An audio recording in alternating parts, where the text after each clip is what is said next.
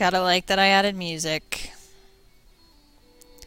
All for your entertainment, people. The Civil War. This is actually the music from the Ken Burns special. Alright, moving on. Before Fort Sumter in 1861, 7 states seceded from the South. Then the states in the Upper South seceded, followed by the southern capital being moved to Richmond, Virginia. People in Western Virginia remained loyal to the Union and became a separate state in 1863. They became West Virginia.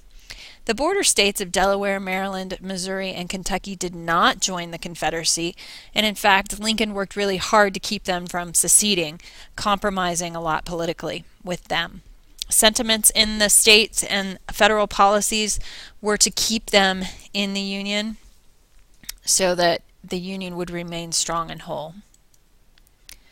So there were several advantages that the North had and that the South had going into the Civil War. The North, as a union, needed to conquer an area larger than Western Europe. This gave the South a decided advantage. They only needed to fight a defensive war. They only needed to move troops in the South very short distances because basically they were on their home field. The North was invading them. The North, the Union, had a much larger population that was enhanced by immigration and the emancipation of slaves later, and so they had a larger pool of men to draw from to fight the battles. They also had the very loyal new U.S. Navy, and they could command control of the rivers and territorial waters. However, the South had very experienced military leaders and very high troop morale. They felt that what they were fighting for was worth it, although their population was much smaller. Economically, it was the North that had the major advantages during this time. They controlled most of the capital and financing in the country, 85% of the manufacturing, 70% of the railroads were in the North, 65% of the farmland. They also had a tradition of skilled bookkeepers and clerks who had worked for all these manufacturing companies, and so they were enlisted into the Army to serve and support military operations. The South had cotton, and they hoped that overseas demand for that would get them financial aid from Britain and France, and they tried really hard to get that. In the North, it was a struggle to preserve the Union. That was Lincoln's whole aim. And he had a nice, strong, well-established central government, and the politicians had a broad popular support, including Abraham Lincoln. The South, their struggle for independence gave them motivation. However, the irony of secession and their fight for states' rights caused them to have to create a fairly weak centralized government. And when you're fighting a war, you actually need a very strong centralized government to make decisions quickly and to fund the war itself. And so they struggled with this as they were fighting for states' rights. They didn't create a very good, strong central government. So they formed the Confederate States of America, and they wrote a constitution. The Confederate Constitution was modeled after the U.S. Constitution, and they elected Jefferson Davis to be their president. It was interesting. He fell into the similar trap that Lincoln did, and he attempted to wield more executive power than was granted in the Constitution that he was governing under. And he butted heads with state governors who resisted.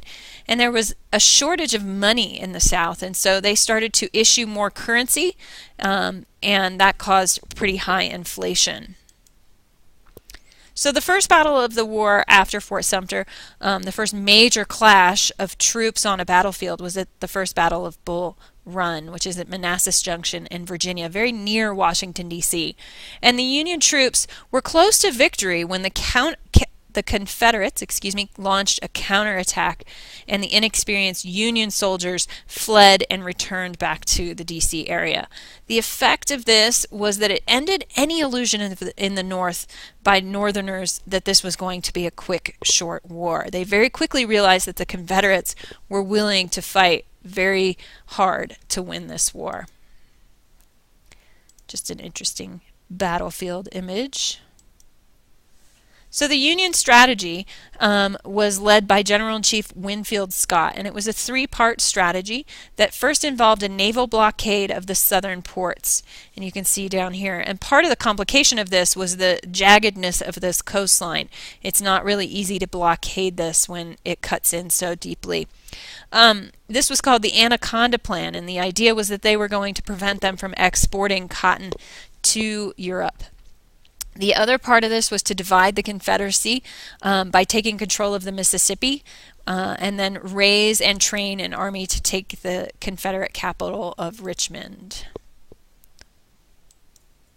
So here's a cartoon of the Anaconda Plan, the squeezing, and here you can see the Mississippi River that would have divided the Confederacy. And actually, once they do take control, the Union takes control of the Mississippi, it allows them to really attack not only from the north, but also here from the south and west.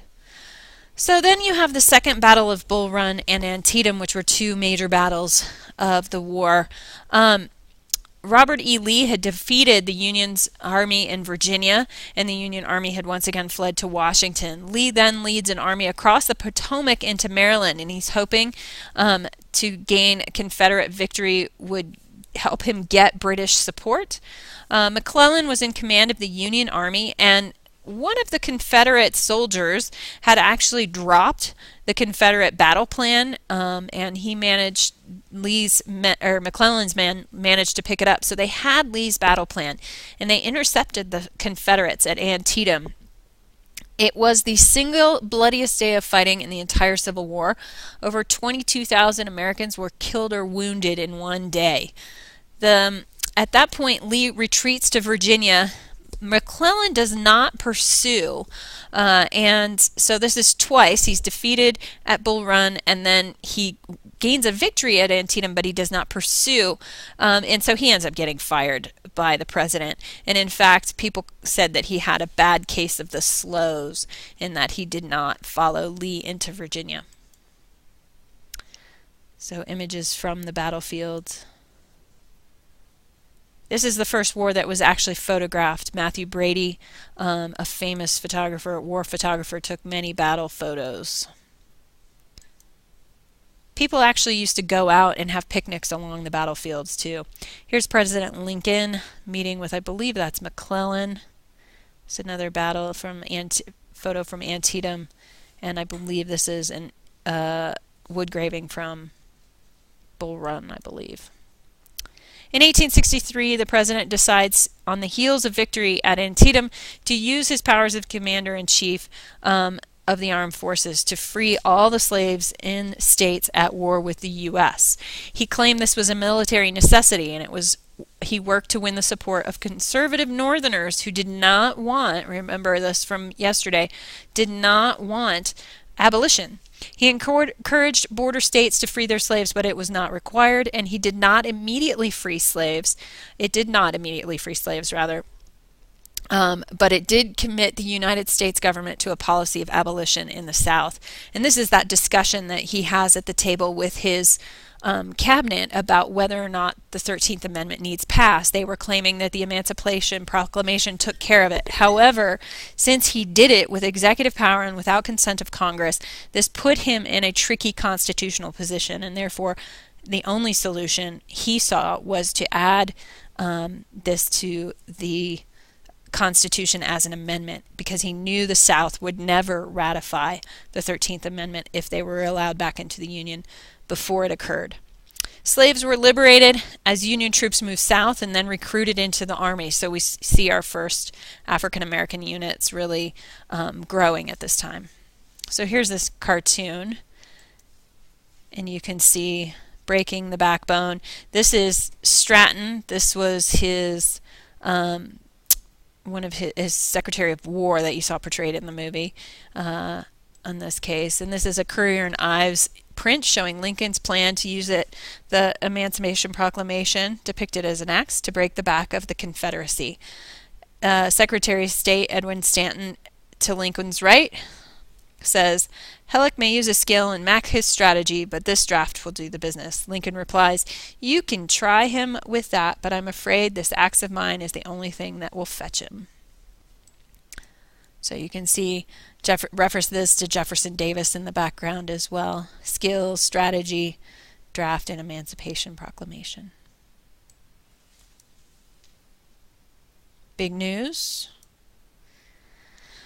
This is the first war where we have the use of what we call ironclads. The Monitor and the Merrimack. They didn't have a huge impact other than they sort of impacted the blockade. The Merrimack in the South would attack the Union's wooden ships, and it was very successful until the Union got its own ironclad. The ultimate effect of this is that in future wars and future military engagements, the wooden ship becomes obsolete. Then we have Ulysses S. Grant, who joined the war and was given basically command of the U.S. military forces after McClellan was booted. And he joined in 1862. He started to move south out of Illinois. He gained control of the Mississippi River through the use of gunboats and army maneuvers. And we talked about how then that allowed them to move into the west from the west near Louisiana. He was a very adept general, not so much adept president when we get to that later. The Trent Affair. Well, the Confederates, in their attempt to get the British to support them, tried to send diplomats to Britain on a British ship. The ship was intercepted by a Union warship, and the diplomats were basically kidnapped. This upset the British, and they threatened war. The diplomats were set free, and ultimately the Confederacy was never recognized as a legitimate foreign nation by Europe. So they didn't get the support they were hoping for. The 13th Amendment was then pushed by Lincoln, as you guys saw, after he won re-election in 1864. He wanted to have it done before his inauguration and before meeting with the peace representatives from the South.